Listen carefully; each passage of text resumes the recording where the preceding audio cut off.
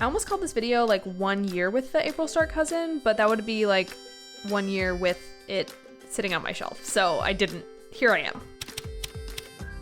Hey everyone, welcome back to the channel. My name is Rachel. I do all sorts of planner and stationery stuff here on YouTube, and today I thought I'd do a little throwback video and talk about my April Start cousin. So those of you who have been around the channel remember I made my first ever baby's first YouTube video about setting up my April Start cousin last year, which I got during the spring Hobonichi launch. And 1 year later, I have some thoughts, feedback, and opinions on it. I have done a few videos about the cousin in the past year, which will be linked every which way there is to link a video. And if you want to know more about my opinions about the cousin, you can go check those out. But this one is specifically about the April Start one, which has a very special place in my heart. So I'm going to take you over to the flat lay and we will take a look at it. A lot of people are placing their Hobonichi orders for the spring release, which they do I think it launched in like February. And I have a video about the spring release up on my channel already, so go check that out if you haven't. I'll also link it up in the cards. But basically, the spring release includes the products that they had from the fall release and also their spring start line. So the spring start cousin actually starts in April. And way back last April, I made my very first video on this channel, which was setting up my April Start cousin, which is the very planner you see before you today. And I wanted to do like a year later sort of like catch up and review on the April Start cousin because I did really like it for a little bit of time and then I sort of fell off of it, and we're going to talk about why. I have it here in the Animal Crossing cover, which I still think is so freaking cute. I'm so happy that I got my hands on it. If you're looking at covers and stuff like that you didn't get in their September release, they usually do have the cover in their spring release again. So it's a good opportunity to get covers that you may have missed around that launched in September. So if you are looking at the Hobonichi site, you may be able to get some of those, but that's when I got this one because it was absolutely sold out in the September 2021 launch of their 2022 planners. And I also picked up this pencil board as well, which I just keep a sticky note on, which is really cute. So that's sort of what this came contained in when I got it. But the Spring Start cousin, if you are unfamiliar with it, it looks like a regular Hobonichi cousin planner. It has the yellow cover, but it just starts in April instead of in January. So the months you do get February and then March and then April, and then it goes through April of next year, plus May of next year. So May of 2023 is this one because this was an April 2022 planner. But it goes through May of the following year. And then on the weeks, I think it just lines up perfectly. Yeah, so first week of April and then through the first week of April the following year. And same thing with the dailies. It goes through April that year. So you just get to the end of March, and then that's the end of the planner. And like the other cousins, it comes with like a few blank pages at the back, just very few, and then some informational pages. And you also do get the section at the front, the sort of like year at a glance section, which is starting in April and then going through March of the following year. So that's the April Start cousin. It has this little like spring thing here, which is really cute. I learned in my travels with the April Start cousin that it is actually, they do like an April launch because in Japan, I guess school starts in April. So it's sort of like a September start planner for if you're in the US when school starts in like August and September. But that's why they do it over there. And I think it presents a really cool opportunity because a lot of us will spend January and February trying out systems we set up in December for 2022 in our planners that we bought for 2022. I just made a video about this recently about how I was like going through my setup for 2023 and I had to change a bunch of things and I just like got urges to be in other planners and I switched it all around. So if you are interested in my sort of like state of the planner union as it falls right now, I will leave that linked up in the cards. But basically I was hopping in and out of a bunch of different planners because the system I had set up for 2023, it was being tested. That's sort of like the natural way you use things and then you test them in the first part of the year when you're dealing with like planners and organization if you've set up a new system. So I'll leave my video about me doing that in the cards, but I think the April start planners are really cool because you can start right in the second quarter of the year, and it sort of gives you these first few months to experiment and to play around and to settle on what you actually like. And then if you feel the need to buy a whole fresh new planner, you can buy one that starts in April that goes through April of the same year and just have that sort of like comfort of like starting fresh if you really need to throw everything out at the beginning of the year. They also have an April start Hobonichi weeks, I believe, as well as some of the other planners, but check out their website for more information. So basically, I do recommend a spring start cousin. If you are in that space after like quarter one of the year and you're like, hey, you know, I've tried all these other systems. This is not working for me. This is not working for me. I think the cousin might work for me, or I think the weeks might work for me.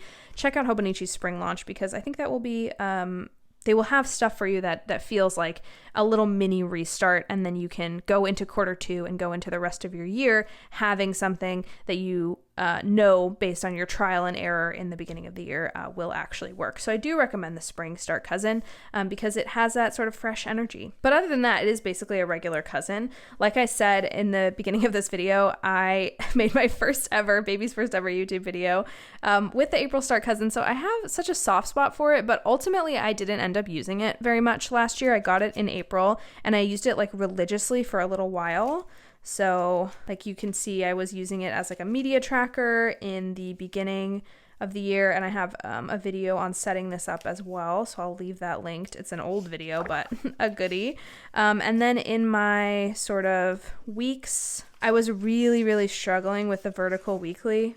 So look at that started YouTube channel. That's so cute. It's so funny. I was really struggling with the vertical weekly for a while. I was kind of like in and out of it and just scheduling and pre-scheduling and writing things here and there, scheduling classes. I was also finishing my degree last year, my master's degree. So that was like a whole adventure. I'll leave how I set this up for my master's degree also linked in the cards. There's a lot of videos that's going to be linked in the cards this time around. Setting it up was a really helpful exercise. I never ever believe that setup is wasted, even if you don't use the spreads, because the setup process helps you get your mind around whatever you're setting up, whatever project you're doing, whether that's like finishing grad school or planning your year. So a setup process is never wasted. That's what planning is for. It's for setting up your life and setting up your goals. So I don't regret doing that at all, even though I wasn't actually like in the weeklies, referencing the weeklies very much. It just really helped me get a good sense of what I had coming up and what I needed to do. And I think that is totally worth the effort. Absolutely. So I came back in here occasionally, like for days at a time to set things up. This was like a sample schedule. One of the things I love doing with vertical weeklies is setting up sample schedules for myself because they just help plan your weeks so much. I loved doing this type of heading too, which I didn't do very often, but I saw other people do, just rewriting the days of the week, and I thought that was really fun. So anyway, I was like not super into the weeklies, and that's fine. The dailies were cool. I set up some cute ones, but this was also something that I fell off of pretty quickly in the year. And I think what my biggest issue was all of the space that was being taken up, or that needed to be taken up, that I had to fill out. I did a little bit in May, did a little bit at the end of April, and I really felt the need to like fill out all of the pages, even though I always tell myself like you don't have to fill them out, and I always tell you guys that you don't have to fill them out, and I totally still believe that. It started to feel a little bit overwhelming, and I just didn't have the time, I think. So I ended up moving in and out of this planner and in and out of various sort of like notebooks and my Hobonichi weeks for 2022 to figure out what I really liked and if I really needed all this space, which was a really helpful activity. And I sort of come back into this planner every now and again just to like use the paper, or if I need to scratch something out, I'm in this planner. But this planner is like now over for me. Like there's no more, it's March 2023 has ended. So there's no more need for me to be in this planner in like a dated capacity. Like I can't come and open this and have like a dated page to go to. So at some point, this just becomes scratch paper, and I think it's such a great planner for scratch paper. Like, I am definitely going to keep coming in here and like ripping pages out, like, and using them in other contexts and stuff like that, because like that's just what I do with old planners that I don't end up using as a planner. I repurpose them and recontextualize the pages and use it as scratch paper and stuff like that. I also think that the way it's dated is a little bit interesting. So April start is super unique, and like I said, it's great because it's on that quarter mark, right? It's the Q2 of the year. If you use like a quarterly system, it's right in the middle of spring, which everyone feels like is a big fresh start time, right? You're spring cleaning, you're doing all that kind of stuff. But it's also the fact that it goes through the next year to another, like it goes through the next year to April of the next year. I think I would love a planner of some kind that started in April and then just like went to December of that year, because I'm always needing fresh starts during the year, but I really take New Year's as an opportunity to have a fresh start.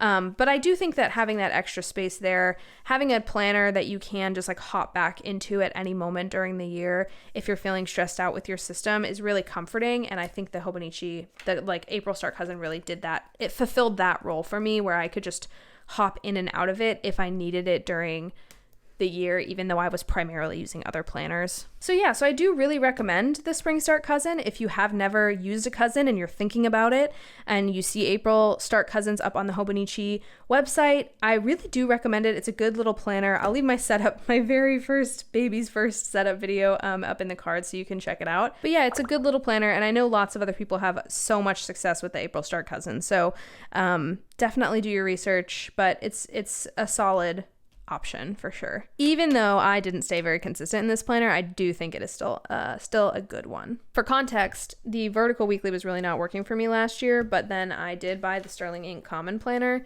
and that has a vertical weekly, and that is working for me this year, at least so far. So that is sort of where I'm at right now. If I needed to buy another vertical weekly planner right now, I would probably buy a cousin, but I don't, because I have a different one. But yeah, even just thumbing through this makes me miss it. Aw, I did love my cousin. Okay, thank you guys so much for watching, for being subscribed, and for being awesome. I really appreciate everyone who's been with me since that first video. I am so happy that I started this YouTube channel and that I met everyone that I met, and that you guys are sticking around and staying subscribed for little recap videos and stuff like this, because it's just so much fun to talk to you guys and see what you are using and learn about your systems and try to integrate some of the tips that you guys give me into my own system. So really, really appreciate all of you. Thank you guys so much for watching this little recap. Let me know if you have an April Start Cousin down in the comments below, or if you've ever tried one before. Super, super grateful for you and happy to have you. Okay. That's all. I'm going to stop being mushy now. I'll see you guys in the next one. Bye.